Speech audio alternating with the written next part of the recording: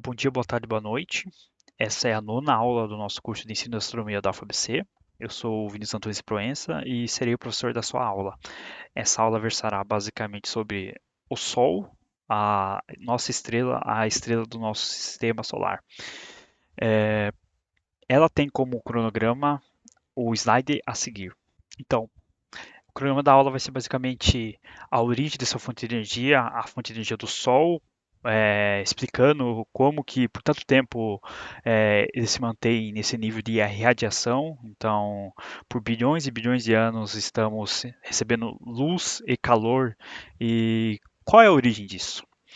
Falaremos também sobre a estrutura, então o núcleo, a zona de radiação, a zona de convecção, a fotosfera, a cromosfera, a zona de transição, a coroa, fenômenos como manchas solares, ciclos, erupções, eventos solares. Então, já dando start aqui na aula, vamos falar sobre algumas características básicas desse astro. Sua temperatura é alta na superfície, então temos mais de 5.504 graus Celsius. Sua massa é de 1,989 vezes 10 à trigésima potência, vezes 10 elevado a 30. Então isso é 1,989 nonilhão de quilogramas, que é responsável por 99,85% da massa de todo o sistema solar. Então, somente o Sol concentra a grande maioria da massa do nosso sistema solar.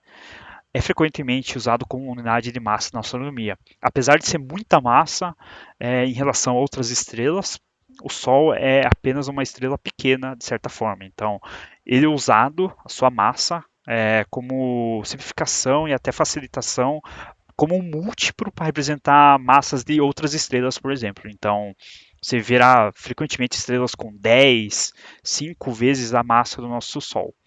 É composto basicamente por 78,5% de hidrogênio, 19,7% de hélio e 1,8% de outros elementos, então oxigênio, carbono e ferro. Não se prendo tanto, como eu sempre digo nas aulas, aos números exatamente, mas em sua escala, a magnitude. Então, por exemplo, a porcentagem de hidrogênio não é exatamente 78,5, mas algo em torno de 70. Então, tem algumas literaturas que falam em 74, 75, e até porque, como estamos falando de um corpo dinâmico, um corpo que está sempre em transformação de alguns elementos, até dando spoiler, isso é a origem da sua fonte de energia, o quanto que ele gera de irradiação térmica, por exemplo, vem desse ciclo que constantemente está gerando novos elementos. Então, isso não é permanente, mas leva, numa escala temporal, até bastante tempo para mudar. Então, não se prenda tanto o número exatamente, mas o importante é mais saber a magnitude e a proporção desses números. Quanto à sua escala, seu diâmetro é de 1.390.000 quilômetros, ou seja, coisa pra caramba. Isso equivale a 108 vezes o da Terra e 10 vezes a de um gigante gasoso como Júpiter. Se você assistiu à aula dos planetas externos, os planetas gasosos, você viu até em alguma parte que esses gigantes gasosos, Júpiter, por exemplo, são estrelas que falharam, entre aspas, ou estrelas que não se transformaram em estrelas. Até pela sua composição ser similar em proporção de hidrogênio, hélio, mas se você observar bem a imagem, sua massa, a magnitude e sua escala não são tão comparáveis à de uma estrela. Apesar de ser muito grande em relação ao planeta Terra, os gigantes gasosos estão em dimensões muito menores em relação ao Sol. E a magnitude de sua massa é muito pequena para iniciar um processo que transformasse isso numa estrela. Então, apesar de gigantes gasosos serem muito grandes, eles, em relação a estrelas, não são tão grandes assim. Muito se especulou sobre a origem da fonte de energia do Sol. Dado o seu tempo de existência e persistente brilho, a explicação para tal fenômeno, assim como muitas descobertas da astronomia, estão atreladas ao conhecimento da física da época. Então, o quanto que a física estava avançada em relação à termodinâmica, em relação até à relatividade, influenciou no que a gente sabe sobre as fontes de energias e as fontes de transformações energéticas de uma estrela. No caso, o Sol, pela proximidade, até por uma questão de possibilidade, foi o que levou a muita curiosidade em relação à física. Durante muito tempo, a fonte de energia do Sol foi um mistério. Uma das primeiras sugestões para explicar isso veio de Lord Kelvin. É o mesmo Kelvin, para quem não sabe, que fala da unidade térmica, a unidade de temperatura. Que descreveu o Sol como um corpo celeste líquido em resfriamento gradual, que emitia energia através de uma fonte interna de calor. Novamente, esse tipo de explicações estão atreladas a o quanto que a física estava avançada na época. Essas explicações estão limitadas a isso. Não significa que Lord Kelvin era um ignorante ou coisa do gênero, mas que, dado o ferramental matemático e experimental da época, ele conseguia explicar apenas usando isso. Essa explicação dizia que o Sol teria apenas 20 milhões de anos, o que não condizia com a idade calculada de 300 milhões de anos na época. Então, 20 milhões de anos era inferior até à idade da Terra. Então, não tinha como o Sol surgir depois do planeta Terra. Então, obviamente, isso estava errado. Em 1904, Ernest Rutherford, físico e químico neozelandês naturalizado britânico, sugeriu que houvesse desintegração radioativa no interior do Sol. Isso já dá um spoiler, um cheiro do que poderia dar ignição a um processo que geraria tanta energia térmica e luminosa como o Sol, mas novamente, isso não é capaz de explicar a totalidade, porque, por exemplo, se fosse um processo de fissão nuclear, o Sol já teria esgotado há muito tempo. Então, somente um outro processo, um processo com mais capacidade de gerar energia, poderia manter uma estrela viva por tanto tempo. Em 1905, Albert Einstein desenvolveu a teoria da relatividade restrita especial. Em 1915, a geral, um dos resultados sendo a equivalência massa-energia, a famigerada fórmula EMC ao quadrado. Então, esse belíssimo físico que possui até uma certa fama, então, apesar da galera caracterizar, em geral, físicos como a imagem de um senhorzinho de bigode com cabelo desgrenhado e grisalho, Einstein não tinha nada de louco e em si foi um dos maiores, um dos gênios talvez atrás do Newton, do Maxwell, mas foi um dos maiores gênios de sua época e contribuiu muito, inclusive, para explicar esses processos de cosmologia e astronomia. Então, a famigerada fórmula mc ao quadrado nos ajudou a explicar parcialmente. Se você quiser fazer um teste, pegue poucas gramas e faça o cálculo fazendo esse coeficiente que é a velocidade da luz ao quadrado, multiplicado por essas poucas gramas e você verá a quantidade de energia que será gerada a partir disso. Então, se você quiser ver um exemplo histórico disso, são as bombas atômicas. Então, com poucas gramas de um elemento, podemos gerar aquela explosão. E no caso da magnitude de energia do Sol, com poucas unidades de hidrogênio, podemos gerar muita energia, mas veremos a explicação a seguir. Em 1920, F. W. Aston, físico e químico britânico, descobriu que um átomo de hélio tem da ordem de 7% menos massa que 4 átomos de hidrogênio. Ainda no mesmo ano, Arthur Eddington, astrofísico britânico, propôs que a pressão e a temperatura do núcleo solar poderiam produzir uma reação de fusão nuclear. E sim, esse é o processo basicamente que dá ignição a essa grande quantidade de energia e o que permite é que estrelas se mantenham em atividade por tanto tempo, bilhões e bilhões de anos. A fusão nuclear que ocorre no Sol é predominantemente do tipo cadeia PPP, próton-próton. Ao lado tem a figura que ilustra esse ciclo, mas teremos ela em uma dimensão maior para uma breve explicação. Para ocorrer a fusão, os prótons têm de ser jogados um contra o outro a uma velocidade muito alta para superar a repulsão de Coulomb. Para quem tem uma familiaridade com conceitos de eletromagnetismo, cargas iguais iriam ter uma repulsão, iriam se repelir. Mas como que isso ocorre na fusão para que a repulsão de Coulomb não atrapalhasse isso, que é a repulsão eletromagnética entre eles. Essa condição só é encontrada em ambientes de alta temperatura e pressão no núcleo do Sol. Então, condições de alta temperatura e pressão propiciam que essas partículas tenham uma alta energia cinética que possibilita que elas se choquem. Então, se você quiser um exemplo até em escala aproximada, mas não é tão precisa assim, pense em um campo de futebol ou algo, uma sala, digamos, com uma dimensão de um campo de futebol, e temos diversas de bolas se chocando o tempo todo. Então, pode ser uma bolinha de ping-pong, por exemplo. É, condições de temperatura e pressão possibilitam que essas bolas fiquem mais aglutinadas e também que permite que essas bolas tenham mais velocidade, mais energia para continuar se chocando. Então, vira um ciclo em cadeia. Então, um choque leva a outro, que leva a outro, que isso leva a uma cadeia, um ciclo semelhante a esse daqui. Novamente, em escala, não é tão precisa, mas ilustra, por exemplo, que essas partículas não estão exatamente tão próximas assim. Então, pressão e temperatura são ideais para possibilitar que a fusão ocorra. Então, já que inicialmente 74% da massa do Sol era hidrogênio, ele tinha um estoque para gerar energia pela fusão nuclear de hidrogênio. Então, os prótons aqui são praticamente núcleos de hidrogênios que se chocam uns com os outros gerando deutério, pósitron e elétron.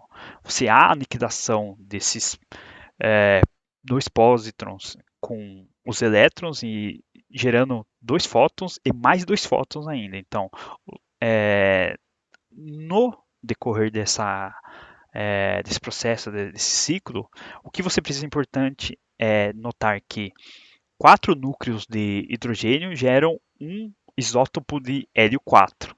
Então, é um isótopo estável, e isso é basicamente, além de gerar essa massa, essa transformação de massa de prótons ou núcleos de hidrogênio em hélio, você tem uma energia resultante também nisso, que é aquele 7% que o F.W. Aston comentou. Então, somente esse 7%, basicamente, que essa diferença de massa entre o início do ciclo da cadeia PPP para o final, que nós temos que em energia. Então, basicamente, o resultado desse ciclo um novo elemento, um isótopo de hélio 4, mais energia, que é o que alimenta a nossa estrela, o que permite que ela se mantenha viva por tanto tempo. Então, não se prendam tanto aos detalhes. O que você precisa saber é basicamente o que essa fórmula diz aqui. No decorrer de bilhões de anos, as propriedades do Sol mudam lentamente. Ele está atualmente dentro da sequência principal, sendo uma estrela do tipo G2, ou seja, não é uma estrela das maiores, e você verá mais dessas classificações na aula de estrelas. Então, teremos duas aulas de estrelas onde poderemos nos aprofundar nessas classificações de luminosidade em dimensões, as mudanças observadas desde a formação do Sol são o aumento do raio em aproximadamente 15%, com uma previsão de um aumento de mais 15% nos próximos 3,5 bilhões de anos. Então, o Sol tem aproximadamente 4,5 bilhões de anos. Na metade dessa vida ainda terá mais 15% de aumento no seu diâmetro e no seu raio. A temperatura também aumentou, passando de 5.640 Kelvin para 5.777, que é a temperatura atual, aproximadamente de 5.504 graus Celsius. E o aumento mais um pouco. Então, terá um aumento ainda no decorrer desses 3,5 bilhões de anos. Também houve um aumento na luminosidade, então temos mais calor, então teremos mais luz e de mais 35% no futuro. Então, ao lado aqui a figura fala mais por mim, temos esse processo ao longo do tempo, ao longo de bilhões e bilhões de anos. Para entendermos como a energia é produzida no centro do Sol chega na superfície, temos que olhar para a sua estrutura. No núcleo acontece a queima do hidrogênio. Então, no núcleo que está o coração da fonte energética da nossa estrela. Com temperatura, pressão e densidade altíssimas, cria condições para que a fusão de hidrogênio em hélio aconteça. Como eu comentei na analogia de uma sala ou um campo de futebol com bolas se chocando o tempo todo. É, as condições de temperatura e pressão permite que isso acabam ocorrendo com mais facilidade. Então, alta pressão e alta temperatura, nós conseguimos fazer isso em magnitudes muito menores, obviamente, por exemplo, em usinas termonucleares, enfim, em laboratórios, para você ver a dificuldade que é emular esse processo que ocorre naturalmente no nosso planeta. A gente consegue apenas isso artificialmente sobre algumas condições. Após a liberação dos fótons pela fusão, eles passam pela zona de radiação, onde pode passar milhares de anos sendo absorvidos e remetidos por íons de hidrogênio e hélio. Na tacocrina, a zona de transição entre as zonas de radiação e de convecção, os fótons esquentam o gás. Então, basicamente esse processo ocorrendo ao longo das suas camadas. Na camada seguinte, o transporte de energia acontece por convecção. Então, convecção, processo convectivo, o gás se esquenta do lado inferior, se expande, sobe, chega na fotosfera, se esfria, emitindo fótons, a luz do Sol surge aí, que é, aliás, o nome dessa camada não é à toa, a fotosfera é onde há essa emissão de iluminação, se contrai e desce novamente. Tal qual, pense em uma panela esquentando água. Você tem é, água se transformando em gás logo ao fundo, no processo de subida ela acaba se esfriando e voltando a descer. Então, isso é um básico de termologia. Então, nós temos essa expansão, uma menor densidade, ela sobe através disso e nesse decorrer da subida ela acaba se esfriando e voltando a descer. Então, se contrai novamente e volta a descer.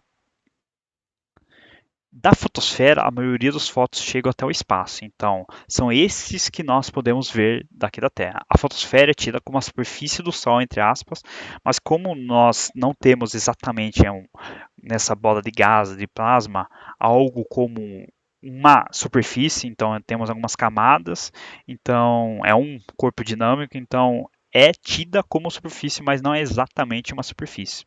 Em cima da fotosfera ainda há a atmosfera solar, consistindo da cronosfera, de uma zona de transição e da coroa solar. Todas com baixíssimas densidades, são bem rarefeitas e só visíveis sob condições especiais como eclipses solares, e veremos a seguir uma imagem delas.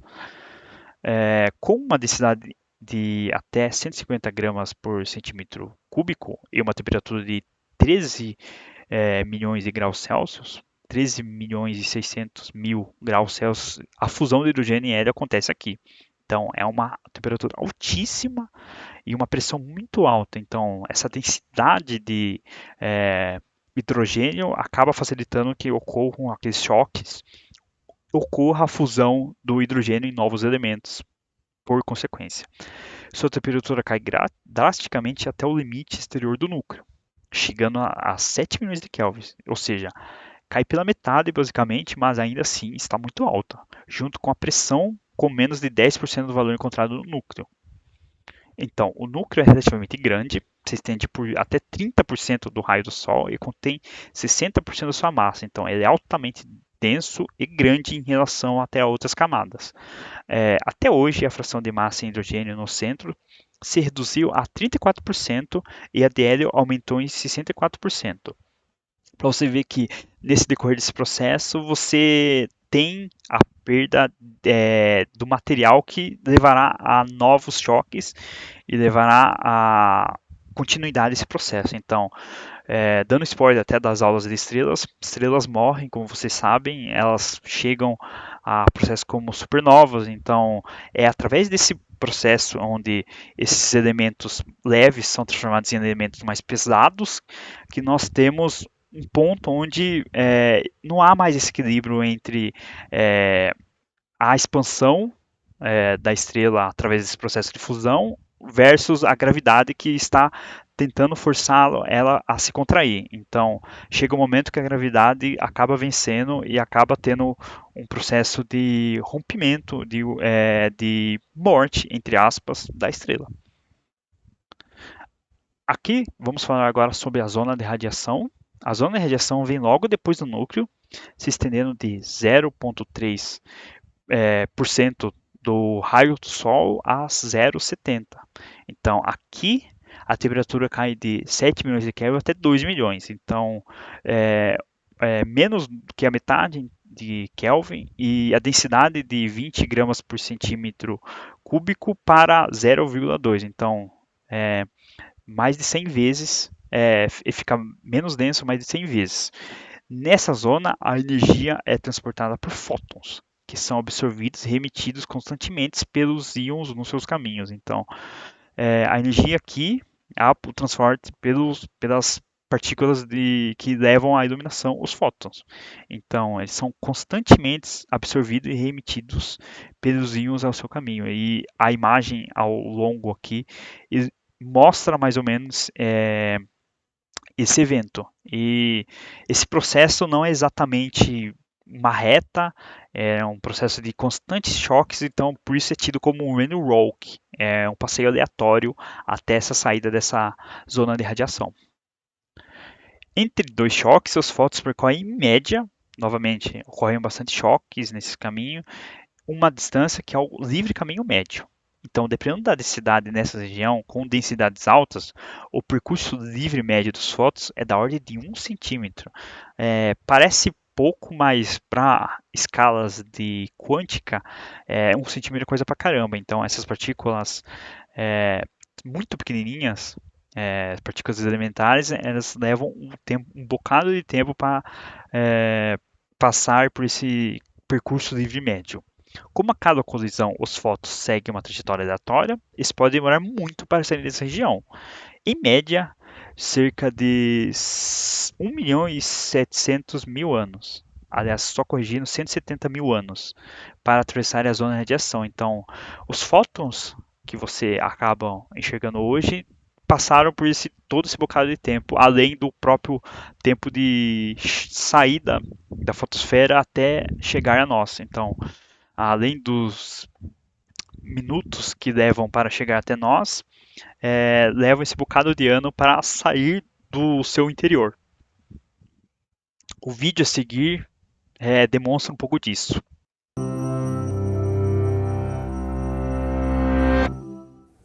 You may know that it takes light a zippy 8 minutes to reach us from the surface of the sun. So how long do you think it takes light to travel from the sun's core to its surface? A few seconds? Or a minute at most? Well, oddly enough, the answer is many thousands of years. Here's why. Photons are produced by the nuclear reactions deep in the core of our sun. As the photons flow out of the core, they interact with matter and lose energy, becoming longer wavelength forms of light. They start out as gamma rays in the core, but end up as X-rays, ultraviolet, or visible light as they near the surface. However, that journey is neither simple nor direct.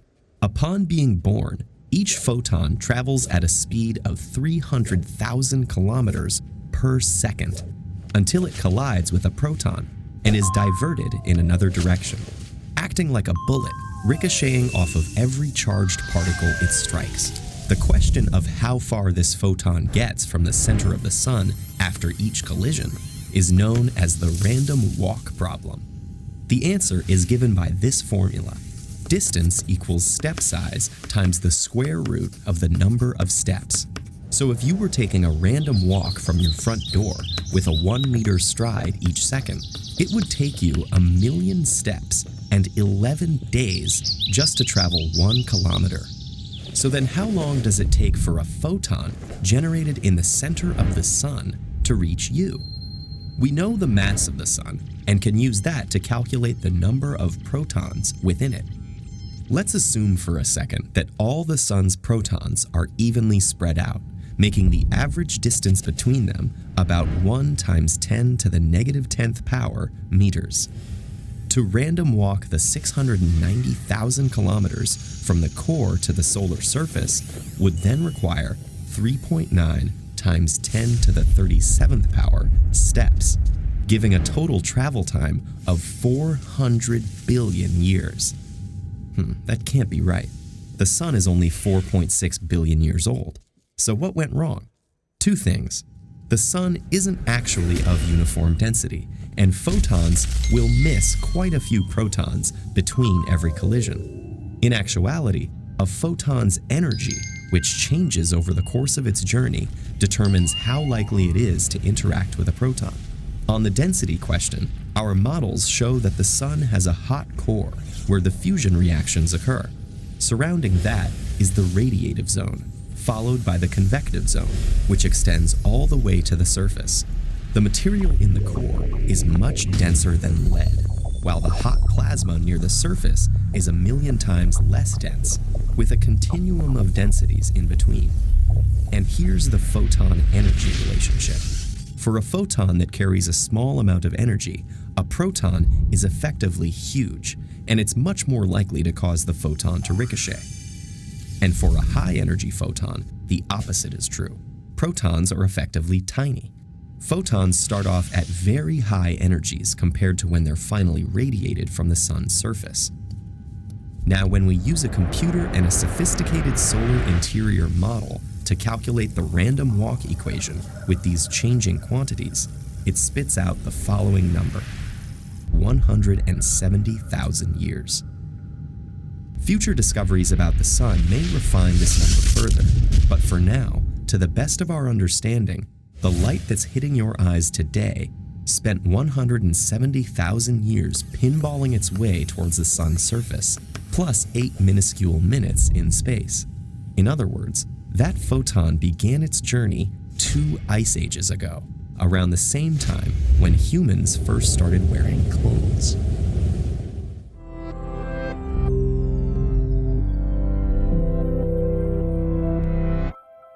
Bem legal o vídeo, né, pessoal? Enfim, então como vocês viram, esse passeio aleatório leva bastante tempo para ocorrer, milhares de anos para sair do seu interior essas partículas. Agora vamos falar sobre a zona de convecção. Essa camada corresponde a 30% do caminho entre o núcleo e a superfície. Aqui, o transporte de energia acontece por convecção. O gás, como eu já falei, se esquenta do lado inferior dessa zona, se expande, sobe, chega na fotosfera, se esfria, emitindo fóton, se contrai e desce novamente. Então, tal qual uma panela esquentando água, nós temos esse processo convectivo e a imagem ilustra mais ou menos esse ciclo onde há constantemente o esquentamento do gás no lado inferior para contrair no lado superior, após isso ter ocorrido um resfriamento e novamente descer e constantemente esse ciclo se mantendo. Temos também um belíssimo vídeo que ilustra esse borbulhar da zona de convecção. Vamos ao vídeo então. Vejam que é como um borbulhar, mas aqui estamos vendo um gás, um plasma borbulhando e não é exatamente um líquido como a sua panela esquentando água para o café. Voltando aqui, é possível observar as colunas de gás chegando e descendo da fotosfera. Isso faz com que a superfície do Sol esteja em mudança constante. Então, essa coloração, essa diferença de coloração desses granulares, então, as zonas mais escuras são zonas mais frias, enquanto a parte mais clara seria a parte mais quente do gás. Pode-se ver uma granulação na superfície do Sol, as regiões mais claras sendo gás quente subindo e as mais escuras gás frio descendo.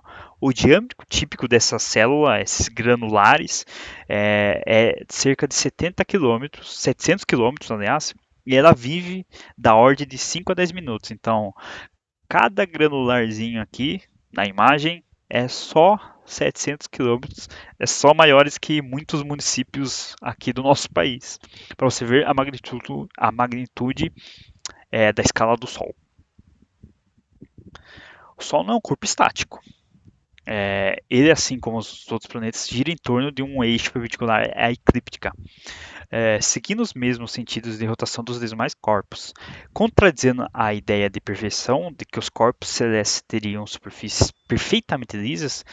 Nosso saudoso Galileu Galilei já percebeu a rotação do Sol observando suas manchas. Então, através dessas manchas de seu movimentar, ele observou que havia uma rotação do Sol. Temos também um belíssimo vídeo aqui para ilustrar isso. Essas gravuras são justamente gravuras da época de Galileu Galilei. Vamos ao vídeo aqui. São basicamente uma animação, entre aspas, pegando os desenhos do Galileu originais ou colocando-os em um percurso temporal.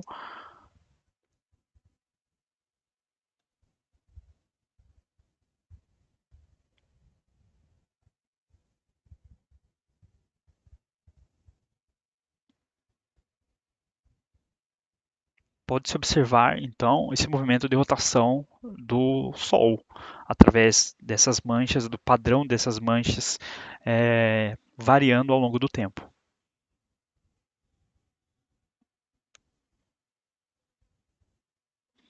Lembre-se também que Galileu Galilei não tinha instrumentos sofisticados, ele possuía basicamente uma luneta e muita criatividade na interpretação de sua visão, porque a dificuldade da época era imensa em relação à observação, mas tinha facilidade, por outro lado, de ter menos iluminação e poluição da iluminação que temos atualmente nas nossas cidades.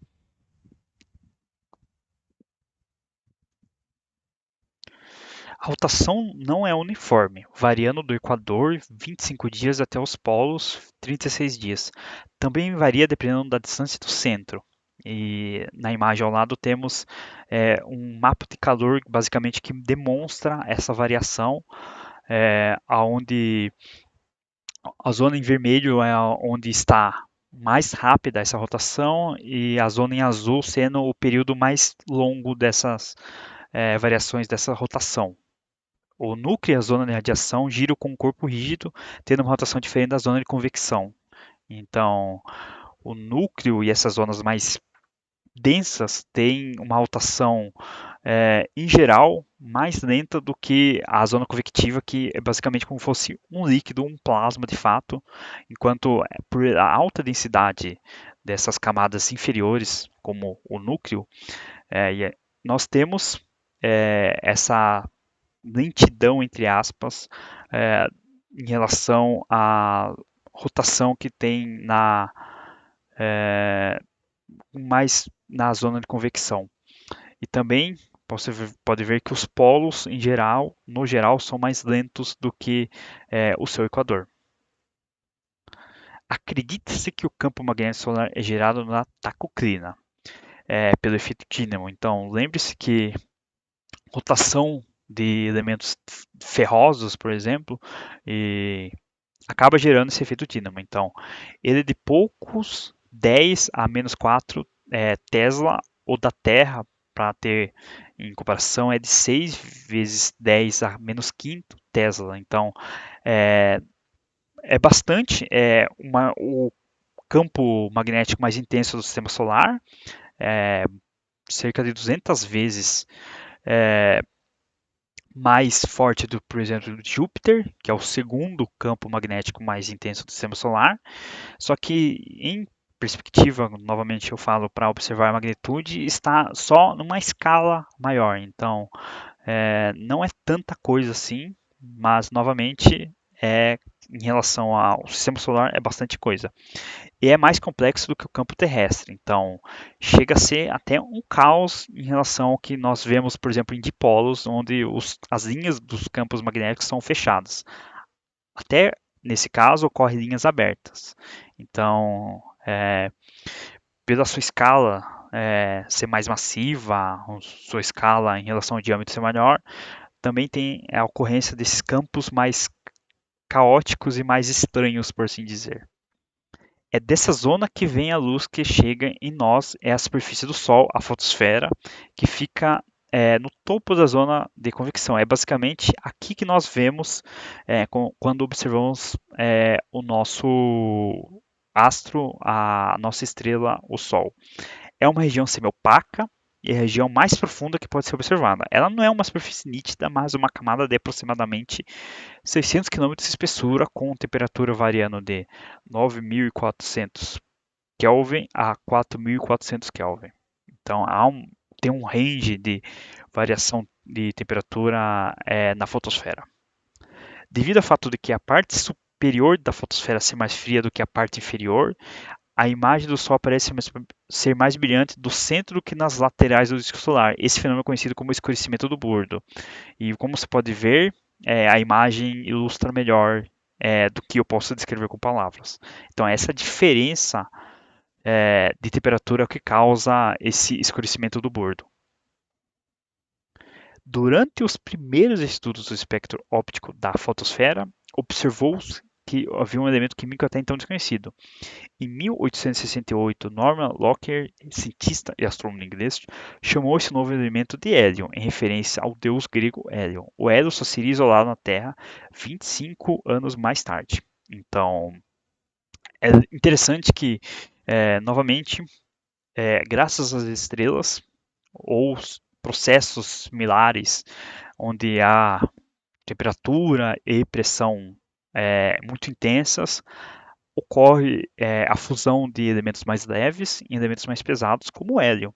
Ferro, por exemplo, é derivado principalmente desses fenômenos como nebulosas, em processos da geração de um sistema como o sistema solar, e estrelas, colapsos de estrelas supernovas, acabam tendo como derivados novos elementos, e o que propicia, por exemplo, o surgimento de vida. O carbono veio desses processos posteriores de formação de astros. Então, é bastante interessante que o Carl Sagan, o famigerado divulgador científico e astrônomo muito famoso da série Cosmos, por isso, em parte, dizia que somos poeira das estrelas, somos produto de outros processos de morte, como de estrelas. Então, somos derivados de poeiras de estrelas. É considerado a cromosfera a parte inferior da atmosfera solar, estando aproximadamente 1.600 km acima da fotosfera. Tem uma intensidade muito menor do que a fotosfera, então, ou seja, ela é muito mais rarefeita, o que deixa normalmente invisível. Podemos ver durante eclipses essa camada superior em relação às outras, mas inferior em relação à atmosfera solar. A densidade também diminui em até 10.000 vezes. Entretanto, a temperatura sobe de apenas, entre aspas, 4.400 Kelvin para mais de 10.000 Kelvin, ou seja, era mais do que dobra a cromosfera nessa camada aqui da nossa estrela. Então, normalmente em eclipses que podemos observá-la. Aparece por poucos segundos e pode estudar seu espectro chamado flash spectrum, o espectro relâmpago. Então, é durante os eclipses solares que podemos vislumbrar esse espectro e a cromosfera propriamente dita. O estudo desses elementos revela elementos como hidrogênio, hélio, ferro, silício, cromo e cálcio ionizados, além da emissão de raio-x. O que indica que se trata de gás muito quente, como vimos, passa dos 10.000 Kelvin, o que indica que se trata de gás que passou por uma ampla aumento de temperatura. Através de filtros que isolam a luz desses fenômenos, então, nós podemos ver esses elementos, e é possível ver a cromosfera sem a necessidade de eclipses. Usando aqueles filtros, então, principalmente em estrelas, podemos ver outras frequências de radiação que mostram camadas inferiores e superiores a depender da frequência com que você está observando a estrela. Então, essas espículas são filamentos de gás que se estende por mais de 10.000 quilômetros acima da cromosfera, com uma vida média de cerca de 15 minutos. Então, esse cabelinho, digamos assim, da nossa estrela do Sol aqui são as espícolas, eu sempre vou falar errado, que tem apenas, entre aspas, 10 mil quilômetros. E para você ver que, em proporção ao próprio Sol, elas não são tão visíveis, mas mesmo assim é de uma grande dimensão em escalas terrestres, por assim dizer. Entre a cromosfera e a coroa existe uma zona de transição, onde a temperatura aumenta na ordem de mais 10 mil vezes, dentro de apenas 100 quilômetros. Então, a ilustração ao lado mostra essa zona de transição onde tem de moderado para alta ionização desse gás. A coroa pode ser vista também, assim como a cromosfera, durante um eclipse total e é a parte exterior da atmosfera. Então, ela tem uma intensidade de até 1 milhão de vezes mais fraca, é muito mais rarefeita que a cronosfera e com uma densidade muito baixa. Seu limite exterior não é claramente definido, então se estende e dá até essa aparência muito bela a esses eclipses totais. Tendo uma temperatura de até 1 milhão de Kelvin, ela brilha emitindo raio-x. É uma bela imagem, inclusive, da coroa do nosso Sol.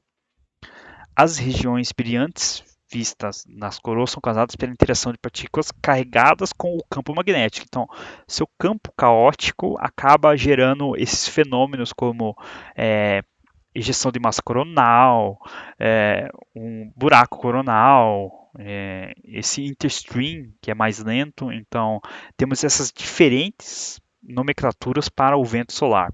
Onde as linhas de campo são fechadas, surgem os ventos solares lentos, mais ou menos de 300 quilômetros por segundo, além de serem muito brilhantes. Então, essas linhas do campo magnético que se estende por longas dimensões e que são caóticas, elas acabam gerando esses fenômenos de emissões de partículas do nosso Sol. Já as linhas de campos abertas causam as áreas escuras com ventos solares rápidos, então as lentas são pelas linhas de campos mais normais, as linhas de campos fechadas. Aí as abertas, aqui tem uma extensão ainda maior, causam as auras escuras com ventos solares muito mais rápidos, chega a cerca do dobro da velocidade dos ventos mais lentos. Estamos falando nas ordens de 750 km por segundo, no caso dos ventos mais rápidos.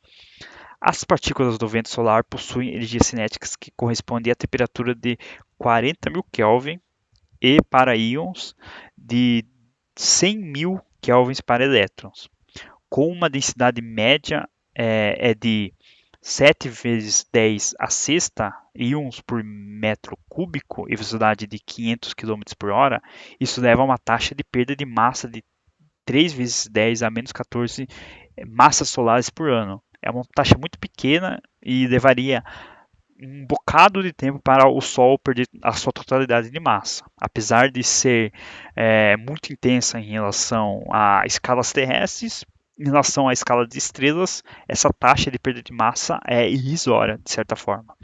Com essa taxa, o Sol levaria de mais de 10 vezes elevado a 13, ou seja, 10 trilhões de anos para se dissipar. Então, pode ficar tranquilo que essa perda é tão lenta que é mais fácil o Sol sucumbir por outros processos, como a finalidade, ó, a totalidade do seu combustível sendo consumido, do que necessariamente perda de massa por esses eventos de emissões de partículas do Sol, que influencia, de fato, de tão irrisória nos modelos usados para estudar o Sol. Então, para modelar o Sol, é praticamente algo irrisório a ser considerado.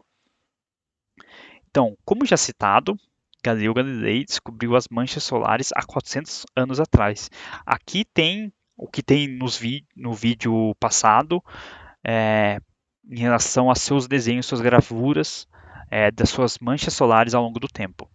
Essas manchas escuras são áreas com temperaturas mais baixas, a partir de 3.900 Kelvin, que aparecem em pares ou grupos na fotosfera. Elas duram por até um mês.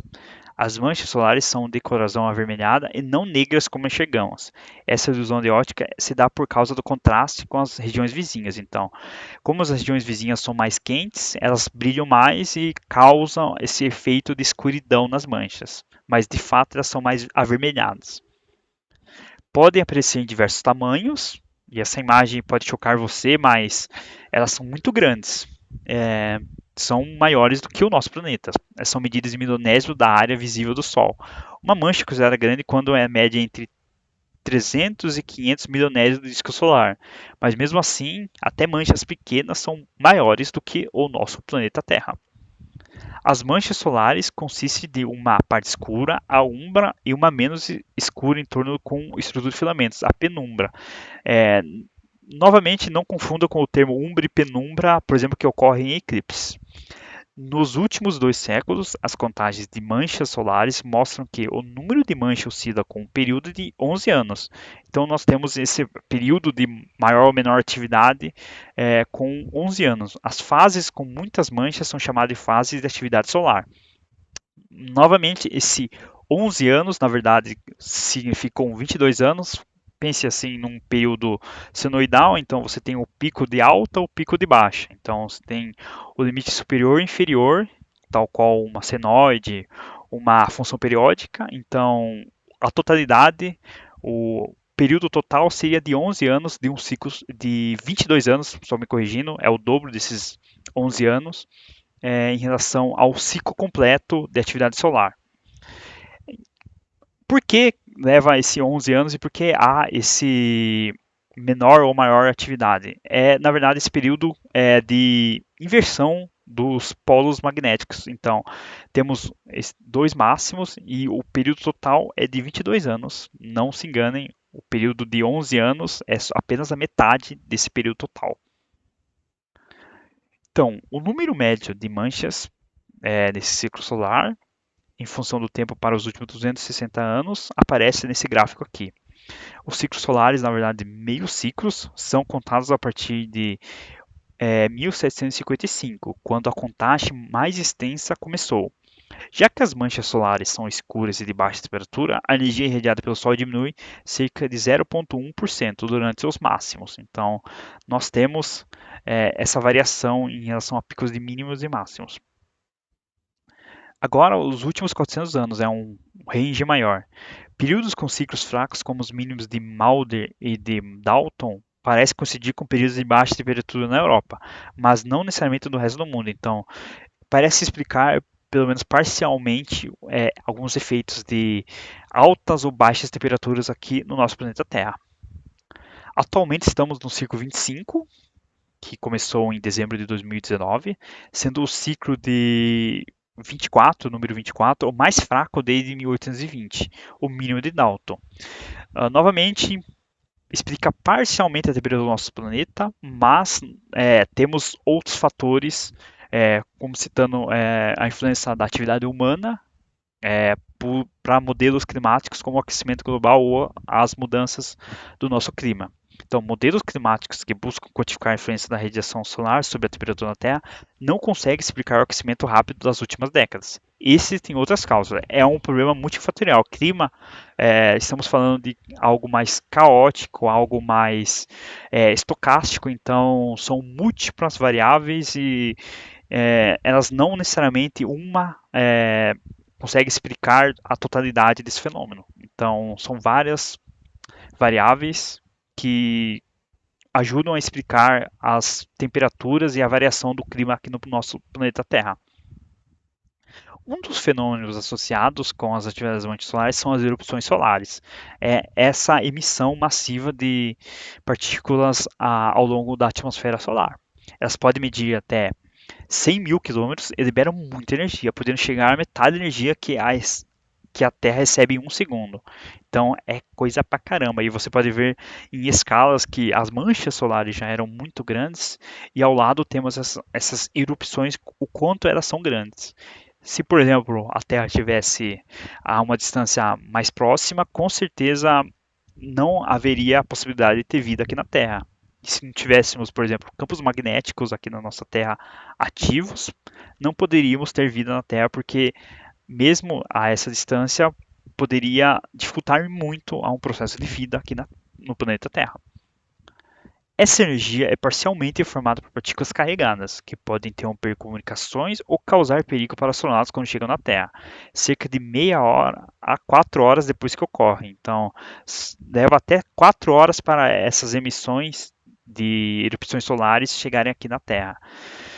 Graças ao nosso campo magnético que você tem uma maior tranquilidade em relação a isso, mas quem está no espaço sofre com as consequências. Então, satélites, espaçonaves, no geral, têm a necessidade de ter uma proteção em relação a essas partículas por causa de que são muito danosas quando elas chegam em contato. As erupções surgem em cima de grupos de manchas solares, quando o campo magnético é perturbado. A reconexão de linhas de campo magnético libera energia armazenada no campo, produzindo fóton e às vezes acelerando raios cósmicos solares. Então, essas partículas são aceleradas através do campo magnético. Então, temos aqui ao lado essa relação entre essas manchas solares, essa atividade do campo magnético e essa emissão desses raios que chegam até o nosso planeta. Chegando ao final dessa aula, então foi um prazer estar aqui com vocês. Vou falar um pouco da biografia, foi basicamente o material da aula 6 do curso de Noções de Astronomia e Astrofísica da UFABC. É uma aula do nosso querido Peter Osteira, quem possibilita que esse curso exista, curso de extensão. Então, muito obrigado, Peter, o seu material é muito bom. Também o Sol, estrutura e geração de energia. Temos do Karcioff, Alex Karcioff, do IAGE, aula 6 do curso da IAGE, estrutura e geração de energias. O sistema solar, que você pode encontrar no site da NASA. Então, lá tem o detalhamento de todo o sistema solar, planetas, alguns corpos celestes de outros planetas como Marte. Então, lá é bastante detalhado e é muito bom para consultas também. Notícias sobre o Sol no The Sun, da NASA. Então, a NASA ela tem um portal de notícias e um portal onde está de forma mais didática alguns números, alguns grandes números sobre o nosso sistema solar. Vou deixar na descrição também o link. Esse questionário aqui é voluntário, ele tem algumas questões relacionadas ao tema da aula, ao Sol. Então, se você quer testar se você aprendeu ou quer um desafio, ele é voluntário, mas nos ajuda a mensurar a capacidade de retenção do conhecimento do nosso curso.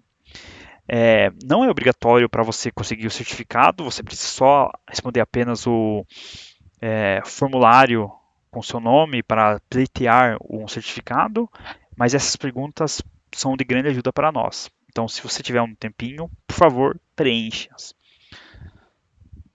E tem um formulário de presença. Isso sim é necessário para caso você queira um certificado. Então, idealmente você deve respondê-lo caso você queira um certificado. Então, os links, tanto do formulário de presença quanto do questionário, estará na descrição e no chat dessa aula ao vivo. Então, caso tenha alguma dúvida, aproveite o momento para deixar.